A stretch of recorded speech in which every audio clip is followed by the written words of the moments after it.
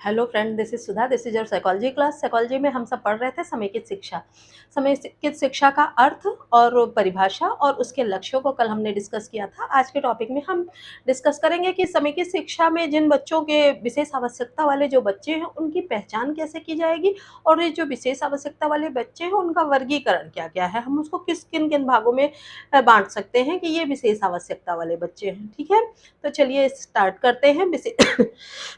Sorry, विशेष आवश्यकता वाले बच्चों की पहचान।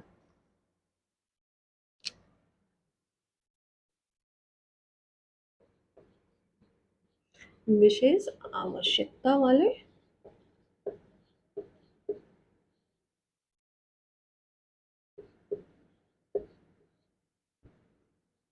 बच्चों की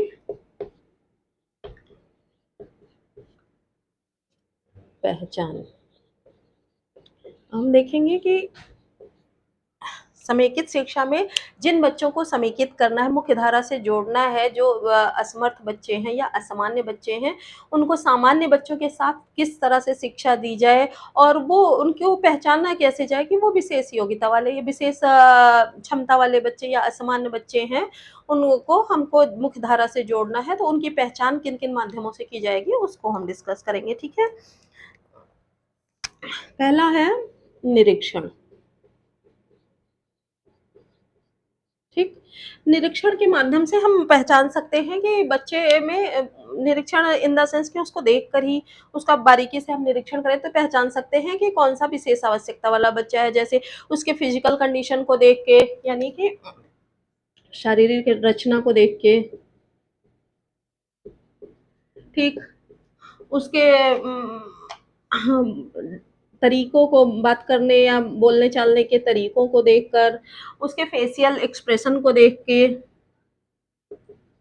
या फिर हम उसके चलने के तरीके को देखकर कैसा उठ बैठ रहा है, चीजें कैसे वो रिएक्ट कर रहा है, कैसे बातचीत कर रहा है, तो उसका अगर हम बारीकी से ध्यान पूर्वक निरीक्षण करें तो हम आसानी से पता लगा लेंगे कि ये बच्चा विशेष आवश्यकता वाला है। ठीक है, दूसरा हम देखते हैं, दूसरा तरीका है चिकित्सीय परीक्षण।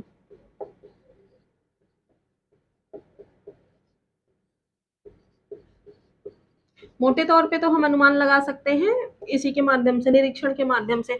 दूसरा चिकित्सीय परीक्षण के माध्यम से, बहुत सारी मशीनरी, बहुत सारे, जैसे अगर बच्चा फिजिकल डिसेबिलिटी है तो वो मशीन से आसानी उसको तो हम देख के भी पता लगा लेते हैं, पर कुछ चीजें हैं जैसे अगर वो बहरा है या आंखों में उसके प्रॉब्लम है तो चिकित्सीय परीक्षण के माध्यम से पता लगा सकते हैं कि उस बच्चे में कौन सी प्रॉब्लम है और किस तरह से हम उसका हल निकाल सकते हैं। ठीक है, तो ये हो गया चिकित्सीय परीक्षण। तीसरा हम देख लेते हैं मनोवैज्ञानिक परीक्षण।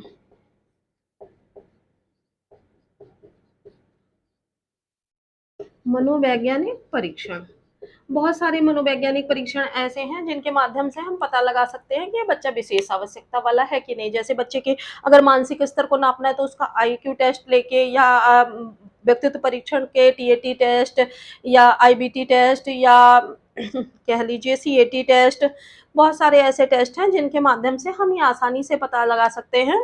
या उसका इंटरेस्ट टेस्ट, सीएटी टेस्ट लिख लिया, आईबीटी हो गया, टीएटी हो गया, टीएटी हो गया, एफडब्ल्यूएटी हो गया, या इंटरेस्ट टेस्ट हो गया, इंटरेस्ट टेस्ट हो गया, या आईक्यू टेस्ट हो गया। बहुत सारे ऐसे साइकोलॉजिकल टेस्ट हैं जिनके माध्यम से आसानी से बच्चे के बारे में पता लगाया जा सकता है, जिससे शिक्षक को उसे शिक्षा देने में काफी आसानी होगी। ठीक, अगले हम परीक्षण की बात करें तो अगला आता है क्लास टेस्ट। क्लास टेस्ट एक ऐसा मीडियम है जिसके माध्यम से, जैसे बच्चे का मानसिक स्तर क्या है उसको कुछ क्वेश्चन दे के, उससे लिखवा कर, या कुछ ओरल उससे कुछ चीज़ें पूछ कर क्लास में, या उससे संबंधित विषय वस्तु के बारे में उससे जानकारी प्राप्त कर, कुछ क्वेश्चन उसे देकर उसके आंसर उससे प्राप्त करें। तो जिस तरह के वो क्वेश्चन आंसर करेगा, आंसरिंग करेगा, उसके माध्यम से, यानी कि क्लास टेस्ट के माध्यम से हम बहुत आसानी से पता लगा सकते हैं कि बच्चे में क्या विभिन्नता है या क्या स्पेशल क्वालिटी है। ठीक है, अगला हम देखते हैं एनेक्डोटल रिकॉर्ड।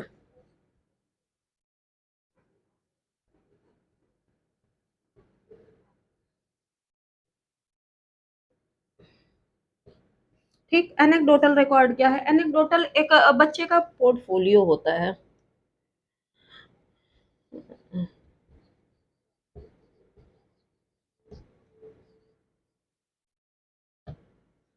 ठीक है, बच्चे का पोर्टफोलियो होता है, पोर्टफोलियो के माध्यम से बड़े आसानी से पता लगाया जा सकता है, उसमें बच्चे का कहाँ वो पैदा हुआ है, किस परिस्थितियों में रहा है, कैसे उसके आस-पास के लोग हैं, उसकी रुचियाँ क्या हैं, उसकी अभिरुचियाँ क्या हैं, उसकी योग्यताएँ क्या हैं, उसकी वीकनेस क्या है, किन चीज़ों में वो इंटरेस्ट लेता है, किन से चीज़ों से वो दूर भागता है, ये पोर्टफोलियो में सारी चीज़ें बच्चों का रिकॉर्ड रहता है। तो बच्चे का पोर्टफोलियो बनाकर या उसके बारे में समस्त जानकारी इकट्ठा करके हम उसके बारे में बहुत आसानी से जान सकते हैं कि कौन-सा विशेष आवश्यकता वाला बच्चा है, कौन-सा नहीं। आजकल तो बहुत सारे स्कूलों में बच्चों की पोर्टफोलियो तैयार करने के नियम है। बच्चे का पूरा रिकॉर्ड ही रहता है सभी स्कूलों में कि वो बच्चा किस तरह का है, उसके बारे में जितनी भी चीज़ें हो सकती हैं, वीकनेस और उसकी क्वालिटीज़, सारी चीज़ें उस रिकॉर्ड में रहती हैं। उसके पेरेंट्स, उसका बैकग्राउंड, उसकी मनोवृत्ति, सारी चीज़ें उस रिकॉर्ड में होती हैं। वही होता है एनेक्डोटल रिकॉर्ड। तो एनेक्डोटल रिकॉर्ड के माध्यम से यानी कि बच्चे का पोर्टफोलियो जानकर हम उसके बारे में विशेष आवश्यकता के उसकी क्या है, उसके बारे में जानकारी प्राप्त कर सकते हैं। ठीक है, तो ये हमारी है विशेष आवश्यकता वाले बच्चों की पहचान ये किन-किन माध्यमों से कर सकते हैं। इतने सारे माध्यम हैं जिनके माध्यम से हम विशेष आवश्यकता वाले बच्चों की पहचान करके उनको उचित शिक्षा दे सकते हैं, ठीक है? अब हम डिस्कस करेंगे कि ये विशेष आवश्यकता वाले बच्चों का वर्गीकरण हम किस प्रकार से करेंगे?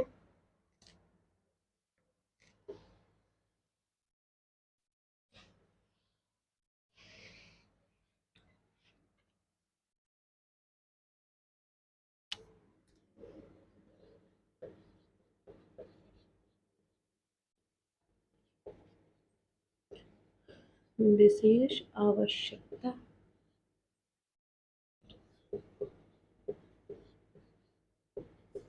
वाले बच्चों का वर्गीकरण।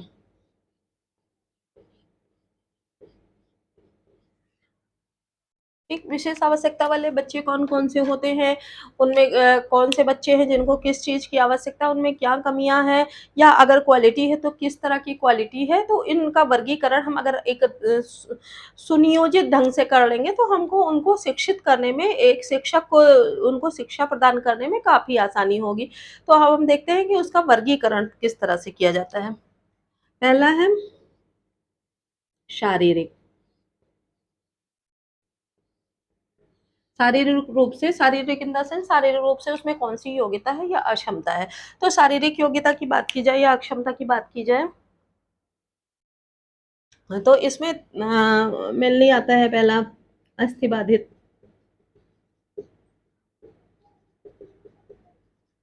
अस्थिबाधित देखिए नाम से ही स्पष्ट है कि हाँ, उसके बोन रिलेटेड कोई प्रॉब्लम होगी हाथ में, पैर में या कमर में मतलब किसी तरह की उसकी फिजिकल कंडीशन में कोई दिक्कत होगी, तो उस तरह का बच्चा आता है। दूसरा आता है श्रवण बाधित। श्रवण बाधित में बच्चे को सुनने में कोई किसी तरह की प्रॉब्लम होगी उसका और कई बार ऐसा होता है कि जो बच्चा गूंगा और बहरा होता है वो जन्म से अगर गूंगा है जन्म से अगर बहरा है तो उसने शब्द सुने ही नहीं सीखे ही नहीं तो बच्चा बोल भी नहीं पाएगा जन्म से अगर बहरा बच्चा है तो इन सब की चिकित्सीय परीक्षण के माध्यम से पहचान होती है और उनका वर्गीकरण होता है श्रवण बाधित। फिर नेक्स्ट आता है नेत्र बाधित।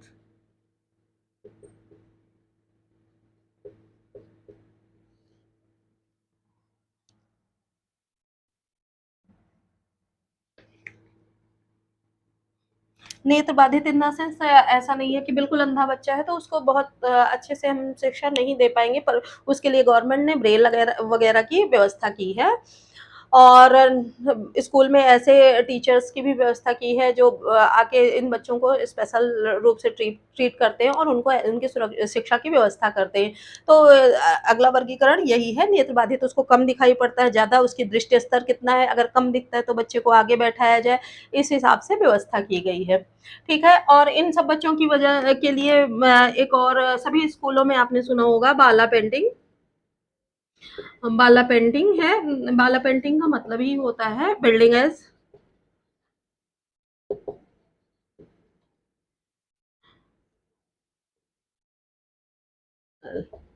Learning add. ठीक है, कि सभी स्कूलों में इसकी व्यवस्था है। मतलब बाला पेंटिंग का मतलब होता है कि हाँ, वॉल में ऐसी पेंटिंग की जाए कि जो बच्चों के उनके शिक्षा संबंधित हो। अगर कोई बच्चा पीछे भी बैठा है तो वॉल में पेंटिंग है, बच्चा देख के उन चीज़ों को समझ के किसी भी जगह पे खड़ा हो तो वो पेंटिंग ऐसी है होती है कि उसमें पाठ्यक्रम से संबंधित चीज़ें होती हैं, उसके सीखने समझने को आसान बनाने के हिसाब से वो पेंटिंग होती है। तो जैसे अस्थि बच्चा भी है तो आसानी से वहाँ हो वहाँ पे जा सकता है। तो ऐसे और इसके अलावा प्राइमरी स्कूलों में नीचे ग्रीन पट्टी होती है। ठीक है, आपने प्राइमरी स्कूलों में देखा होगा ग्रीन पट्टी, तो बच्चों को चाक चॉक वगैरह दे दिया जाता है। वो पट्टियाँ इसलिए ही होती हैं कि वो वहीं अपनी जगह पे किनारे कहीं बैठकर जितना चाहे अल्फ़ाबेट ए-बी-सी-डी छोटा-बड़ा कुछ भी आसानी से उसकी प्रैक्टिस कर सकता है। और बच्चे का जितना मोटर स्किल जितना भी स्ट्रॉन्ग होगा, जितना ज़्यादा उतनी अच्छी उसकी राइटिंग होगी, वो लिखने में इतना स्ट्रॉन्ग हो जाएगा। तो ये सारी व्यवस्थाएँ की गई हैं। ठीक, अब हम दूसरा देखते हैं।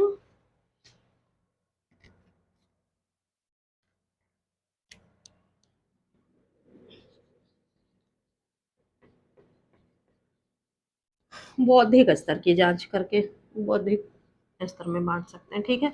बच्चे का बौद्धिक स्तर कैसा है, जैसे वो गिफ्टेड बच्चा है, गिफ्टेड चाइल्ड है तो उसका आईक्यू बहुत ज़्यादा होगा, बच्चा बहुत जल्दी काम कर गिफ्टेड से मतलब ही यही है कि बच्चा बहुत जल्दी काम सीख लेगा, अन्य बच्चों की अपेक्षा उसको जल्दी समझ में आएगा। तो अगर बच्चा जब हम वर्गीकरण कर लेंगे तो हमको आसानी होगी कि बच्चा जल्दी कर लेता है, तो हमको पता है कि बच्चा ये गिफ्टेड बच्चा है, इसको तो आता ही है चीज़, तो हम उसको दूसरे काम में लगा देंगे। कई बार वो दूसरे बच्चे की ज़िम्मेदारी सौंप देते हैं, कई बार उसको नई चीज़ें बता देते हैं। ऐसा नहीं है कि 4 बच्चे उसमें अगर डम है थोड़े तो उस बच्चे का भी विकास रोका जाए। नहीं, उसको नहीं रोका जाएगा, उसे अन्य नए चीज़ों में लगा दिया जाएगा। या दूसरा देख लेते हैं हम, सृजनशील बच्चा है। ठीक, सृजनशील बच्चा है तो उसमें क्या होता है क्रिएटिविटी रहती है, वो नई-नई चीज़ें करने लग जाता है। वो उसको जैसे आप कोई पाठ्यक्रम पढ़ाते हैं, पाठ्यक्रम को जल्दी से कंप्लीट करके नए पाठ्यक्रम पे आ जाता है कि हाँ, मैम अब मुझे क्या करना है। तो उन बच्चों को भी ऐसी कोई ज़िम्मेदारी सौंप देते हैं, नई चीज़ें बताते रहते हैं उनको जिसमें वो क्रियाशील रहें, उनको कोई ऐसा होमवर्क कोई ऐसा वर्क दे देते हैं या कोई ऐसा टॉपिक दे देते हैं या क्लास के चैप्टर पढ़ा के क्वेश्चन आंसर सर्च करने को दे दिया। ऐसी कुछ चीज़ें देके बच्चों को उसमें उनका ध्यान लगाया जा सकता है, उनकी जो सृजनशीलता है उसका उपयोग किया जा सकता है। इसके अलावा जैसे कुछ बच्चे होते हैं बहुत सेंसिटिव होते हैं, ठीक है? बहुत सेंसिटिव बच्चा है तो उसके साथ उस तरह का ट्रीट करना है या किसी बच्चे का आईक्यू लेवल बहुत कम है, उसके साथ उस तरह का ट्रीट करना, तो ये हो गया बौद्धिक स्तर की बात, ठीक है? तीसरा हम देखते हैं सामाजिक स्तर।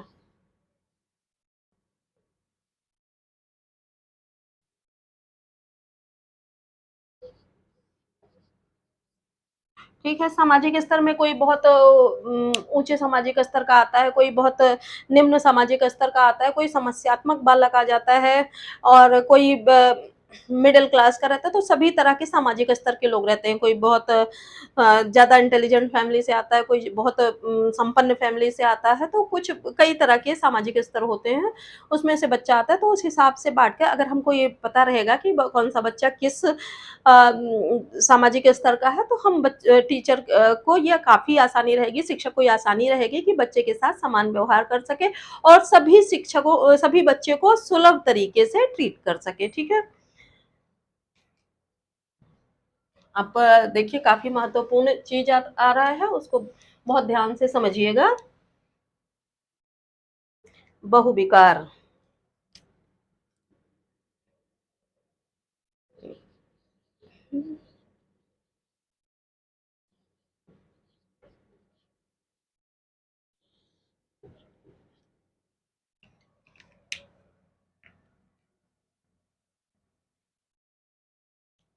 पहले इसमें देख लेते हैं, पहला है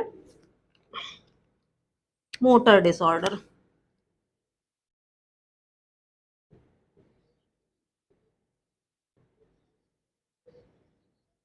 ठीक? मोटर डिसऑर्डर नाम से स्पष्ट है कि हाँ, उसको चलने में तकलीफ होती है, वो व्हीलचेयर पे है बच्चा, उसको देख के ही समझ में आ जाता है, किसी तरह की कोई परीक्षण की ज़रूरत नहीं। पहले से आपको पता है बच्चा स्कूल आ रहा है, व्हीलचेयर पे आ रहा है, तो उसको ज़रूर कोई मोटर से रिलेटेड कोई दिक्कत है, उसको लिखने में दिक्कत है या हाथ में उसके किसी तरह की अस्थि संबंधी कोई परेशानी है उसको, ठीक है? और फिर दूसरा हम देखते हैं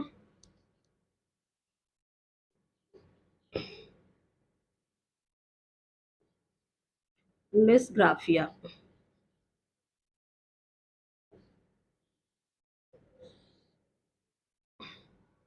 डिस्ग्राफिया देखिए नाम से ही स्पष्ट है, कई बार एग्ज़ाम में आया है, नोट ज़रूर करिएगा, ये लिखने संबंधी परेशानी होती है। किसकी? लिखने संबंधी परेशानी।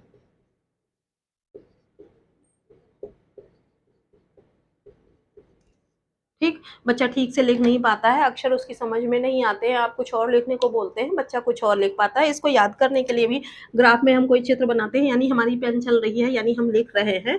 तो जब डिस्ग्राफिया अगर एग्ज़ाम में आता है, तो इसी से आप याद रखिएगा कि हाँ, आपको ग्राफ करने में किसी भी चीज़ को मैं आपको का बोल रही हूँ, तो का ग्राफ आप कैसे बनाएँगे? ऐसे बनाएँगे। तो ग्राफ किया यानी आपने यहाँ लिखा का को, तो उससे आप याद करिएगा कि ग्राफिया से रिलेटेड है, यानी लिखने संबंधी परेशानी है। ठीक, दूसरा आता है डिसलेक्सिया। डिसलेक्सिया काफ़ी फ़ेमस है, आप लोगों ने तारे ज़मीं पे देखा होगा। डिसलेक्सिया, डिसलेक्सिया डिसलेक्सिया में बच्चे के अक्षर को पढ़ने संबंधी बीमारी होती है। कैसी होती है? पढ़ने संबंधी। आपने तारे ज़मीं पे दरसील सफारी को देखा होगा, बच्चे में क्या होता है, उसको अक्षर उल्टे-सीधे, आड़े-मेढ़े, तिरछे दिखाई देते हैं। जैसे कैसे दिखाई देते हैं, आपने सौ लिखा तो उसको सौ नहीं दिखेगा, वो वॉज दिखेगा। आपने उसको बोला कि 19 लिखो, वो 19 नहीं पढ़ पाएगा, उसको 91 पढ़ेगा। आप उसे बोल रहे हैं कि 9 लिखो और उसको वो 6 दिख रहा है, ऐसा कुछ। ठीक है? तो वो जो लेटर्स हैं उनको उल्टा पढ़ेगा, चाहे वो नंबर्स हों या अल्फ़ाबेट्स हों। आप ए बोल रहे हैं लिखो, तो वो ए लिखेगा, ऐसा कुछ। क्योंकि वो पढ़ने में उसको दिक्कत हो रही है, आप उसको ए पढ़ा रहे हैं कि हाँ, ऐसे ए होता है, पर उसको पढ़ने में ये आ रहा है, मतलब कब अक्षर उस जो शब्द हैं या अक्षर हैं, उसको आड़े-मेढ़े तिरछे दिखते हैं, तो जैसे दिखते हैं वैसे ही बच्चा लिखता है, तो डिस्लेक्सिया हो गया पढ़ने संबंधी विकार। परेशानी या विकार लिख सकते हैं।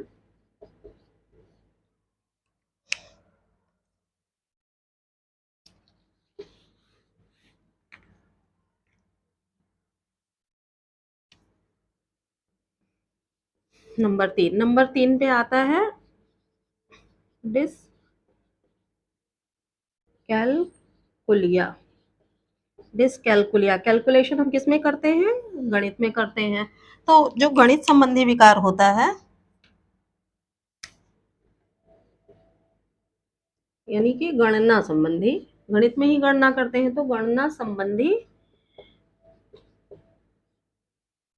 विकार, जिसमें उचित तरीके से गणित की चीजें उसको बहुत बोझ लगती हैं, आप छोटा भी जोड़ घटाव देंगे उसको बहुत भारी लगने लगेगा, तो डिसकैलकुलिया की पहचान ऐसे होती है। नेक्स्ट हमारा आता है डिस्फेजिया। डिस्फेजिया, या इसको कहीं कहीं अफेजिया भी लिखा रहता है, अफेसिया या अफेजिया। ठीक है, ये बोलने संबंधी विकार होता है।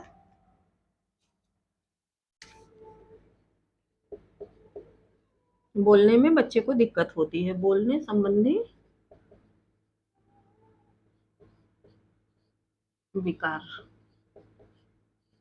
फिर कह रही हूँ ये काफ़ी इम्पोर्टेंट है, एग्ज़ाम में कई बार आया है, बहुत सारे एग्ज़ाम्स में आता है, टेट, सी-टेट, रीट, DSSB और आपका केवीएस हो गया, सभी तरह के एग्ज़ाम में टीचिंग रिलेटेड तो जितने भी एग्ज़ाम होते हैं, इससे क्वेश्चन बने ना बने ऐसा हो नहीं सकता है, इससे क्वेश्चन बनते ही बनते हैं, तो इसको आप ज़रूर नोट डाउन कर लीजिएगा, याद भी कर लीजिएगा, इसी समय याद कर लीजिए तो ज़्यादा अच्छा है।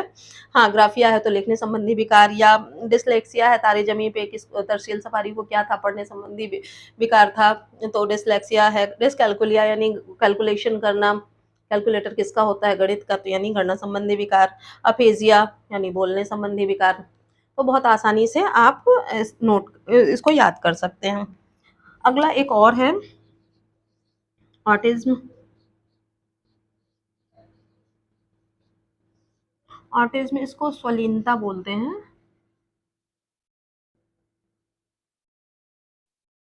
ठीक, इसमें क्या होता है कि बच्चा अपने आप में ही खोया रहता है, कम बोलता है। ठीक है, कम बोलना या अपने आप में खोए रहना।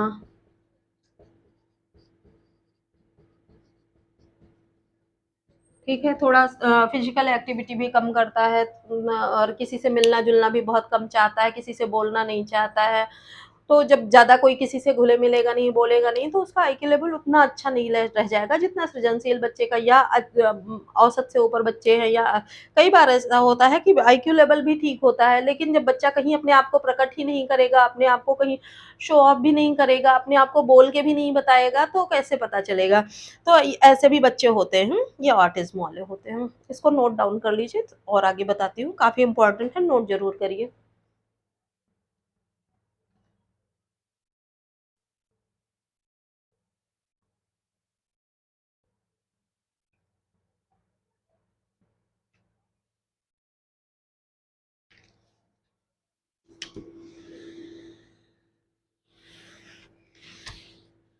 ये काफ़ी इम्पोर्टेंट है, सेरेब्रल पाल्सी या मस्तिष्क पक्षाघात।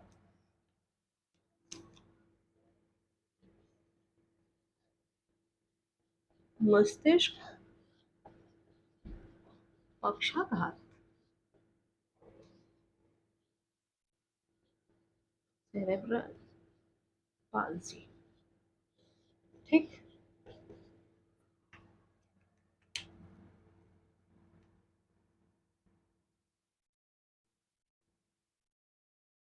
इसमें मतलब कई बार होता है शरीर का एक हिस्सा मस्तिष्क में ऐसा न्यूरो सिस्टम, उसके न्यूरो सिस्टम में कुछ ऐसी प्रॉब्लम आती है कि मतलब एक हिस्सा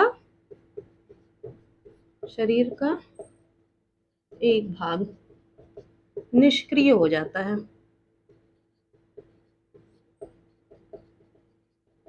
ठीक है, जैसे आपने स्टीफन हॉकिंस को देखा होगा, उदाहरण लिख लीजिए। Stephen Hawkins. ठीक, तो वो मस्तिष्क में कुछ ऐसी प्रॉब्लम आती है जिसकी वजह से शरीर का एक हिस्सा, कई बार दोनों हिस्से हो जाते हैं, केवल आदमी जिंदा रहता है, कई बार कुछ पर्टिकुलर पार्ट पे वो असर आता है। तो पक्षाघात होने से तो फिर ऐसे बच्चे आते हैं, उनकी भी पहचान करना, या उनका वर्गीकरण करना, उनको स्पेशल ट्रीट करना ही पड़ता है। ठीक है, इसके अलावा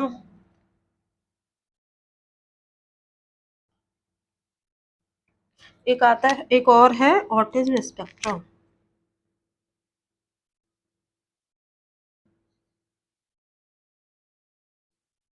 ऑटिज्म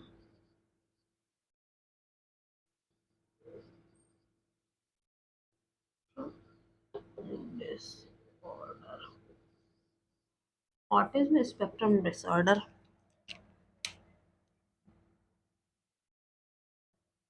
ठीक है, इसमें क्या होता है कि बच्चे का पहले की किसी घटना से,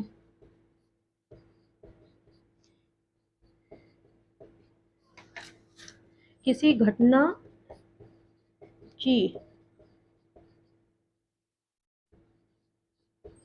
वजह से बच्चे के दिल से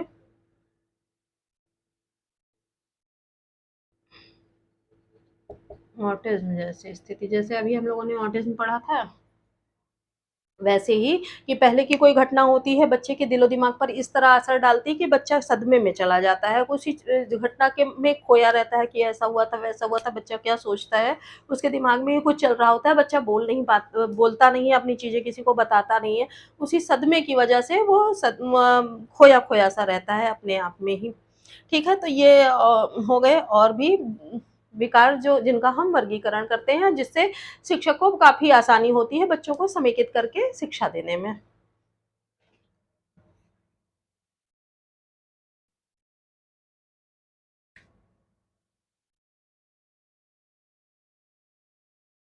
ठीक। होपफुली आपको ये चीज़ें समझ में आ गई होंगी।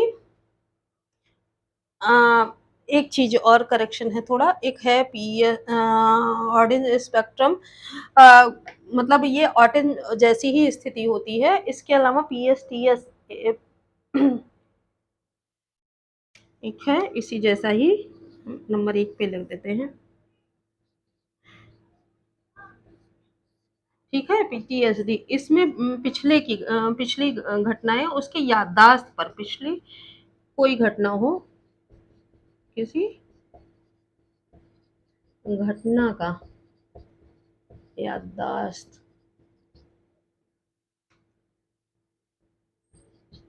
पर असर हो जाना, ठीक है? पहले कोई ऐसी घटना होती है, तो उससे थोड़ा ट्रॉमेटिक स्ट्रेस हो जाता है बच्चे को, तो वो ऐसी बीमारी होती है। ऐसा भी कई बार कई ऐसे केसेस भी आते हैं, ठीक है? तो ये हमारे कुछ मेन केसेस हो गए। इसमें से आप जैसे आपके एग्ज़ाम के पर्पज़ से डिस्ग्राफिया, डिस्कैल्कुलिया और अफ़ेज़िया, ये सारी चीज़ें या डिस्लेक्सिया हो गया, ये आपके लिए काफ़ी इम्पोर्टेंट है। ये सब भी इम्पोर्टेंट है, ये भी एग्ज़ाम में आ सकते हैं, सेरेब्रल पाल्सी के बारे में भी आ सकता है।